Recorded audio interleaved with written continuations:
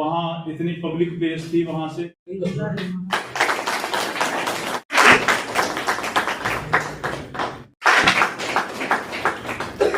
Changes लाई हैं। पुराने laws थे उसमें, क्योंकि वो अंग्रेजों के ज़माने के चले आ रहे थे, उन्हीं पे काम हो रहा था।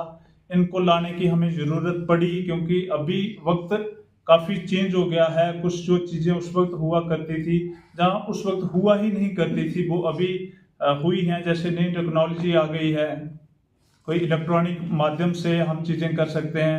अंग्रेजों के टाइम पे फ़ोन हुआ नहीं करते थे, तो उनमें अभी इन न्यू लॉज को लाने की ज़रूरत पड़ी, ताकि उसमें चेंजेस लाने की ज़रूरत पड़ी, ताकि हम लोगों को जस्टिस दिलवा सकें, अच्छे से लोगों की सुनवाई हो सके। और कानून का नहीं पता, आप किसी को मारते हैं तो कोई भी ऐसी चीज़ कर देते हैं और बाद में कहते हैं मुझे तो इस चीज़ क्या कानून आए।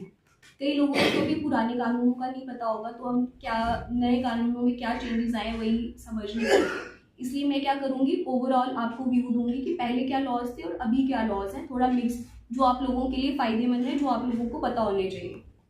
जैसे सर ने बताया पहले आईपीसी था, तो अब बीएनएस है। आप लोगों को पता ही नहीं होगा कि आईपीसी क्या है, तो पहले जब आपको आईपीसी नहीं पता तो बीएनएस का क्या समझ आएगा। तो आईपीसी क्या है हमारा, बेसिकली हमारे कानून ने क्या, जो आप काम करते हो, क्या आपके एक्शंस हैं, क्या आपके एक्ट्स हैं, जिनके लिए, जिनको हम बोलते हैं जुर्म है, ये नहीं करने चाहिए, जिसके लिए कानून ने हमें सज़ा बताई है कि आपको सज़ा होगी, क्या होगा, वो आईपीसी में बताया था कि ये एक्ट अगर आप करते हो तो ये जुर्म है। जैसे चोरी है, या किसी का मर्डर करना है, या किसी को थप्पड़ मारना है, या किसी से स्नैचिंग करनी है, किसी को छेड़ना है, ये सारे जुर्म हमें आईपीसी में बताए गए थे कि ये काम अगर आप करते हो तो ये जुर्म है। उन चीज़ों को अभी बीएनएस में कन्वर्ट कर दिया है, कुछ ऑफेंसेस हमारे कम कर दिए हैं, कुछ ऐड ऑन कर दिए हैं। जैसे सर ने बताया कि पहले टाइम में जब कानून बने थे तब टेक्नोलॉजी नहीं थी, तब फ़ोन नहीं था, इंटरनेट नहीं था, तो उस टाइम जो साइबर क्राइम होते थे वो तो आईपीसी में ऐड हो नहीं सकते थे। तो उस वजह से हमने नए कानून लाए कि टेक्नोलॉजी और जो टाइम चेंज हो रहा है उस वजह से क्या क्या हमारी सोसाइटी में क्राइम हो रहे हैं वो उनको ऐड करने के लिए। जैसे पहले क्या होता था, सेडिशन ऑफेंस होता था कि आप अगर गवर्नमेंट के अगेंस्ट कुछ बोलते हो तो वो एक जुर्म होता था। अब उस ऑफेंस को उन्होंने हटा दिया है। मॉब लिंचिंग एक ऑफेंस है जिसको उन्होंने ऐड ऑन किया है। जैसे 5 या 5 से ज़्यादा लोग किसी एक बंदे का मर्डर करने की कोशिश करते हैं, किस बेसिस पे, कास्ट के बेसिस पे, या किसी धर्म के बेसिस पे, या कहाँ से वो रहने वाला है उस बेसिस पे, इन सारी चीज़ों के बेसिस पे अगर किसी को मारने की कोशिश करते हैं तो उसको हम मॉब लिंचिंग बोलते हैं। वो भी एक नया ऑफेंस ऐड ऑन किया है। ऐसे तो आम लोग जा सकते हैं गवाही देने, लेकिन जैसे बड़े हीनियस ऑफेंसेस होते हैं, जैसे आप लगाना होगी या ये सजा होगी, तो जब वो वापस आता है तो उसको फिर वो सजा मिल जाएगी। या तो तीसरा ऑप्शन ये था कि फांसी होती थी। अब उन्होंने एक कम्युनिटी सर्विसेज एक मैं बताता हूँ आपको क्या है। कोई और दुनिया से थोड़ी आया, आपने से लिखना है, लेकिन हम भी आपकी तरह ही होना चाहिए कि जिससे कि हमारे जो ड्रग्स की लत में लग चुके हैं और ड्रग्स को छोड़ना चाहते हैं, लेकिन वो मजबूर हैं, फाइनेंशियली भी मजबूर है और हर तरीके से वो मजबूर है, वो छोड़ नहीं पा रहे हैं। तो मैं चाहता हूँ कि एक ड्रग एडिक्शन सेंटर सांबा में खुले। बहुत सारी बिल्डिंग्स खाली पड़ी, मैं चाहता हूँ सांबा में एक ड्रग एडिक्शन सेंटर खुलना चाहिए, खाली पड़ा है, थाना खाली पड़ा हुआ है, और भी हमारे पास है जहाँ पे जिससे जो युवा जो लत में जा रहे हैं वो छूटे।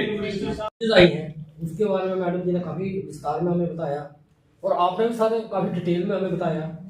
और इसके साथ साथ आपने नशा विरोधी उसके लिए भी लोग, मेरे ख्याल में सांबा के लोग इस अभियान से ऑलरेडी जुड़े हुए हैं और हमें इस बात की खुशी है कि आप जैसे ऑफिसर यहाँ पे आए हुए हैं।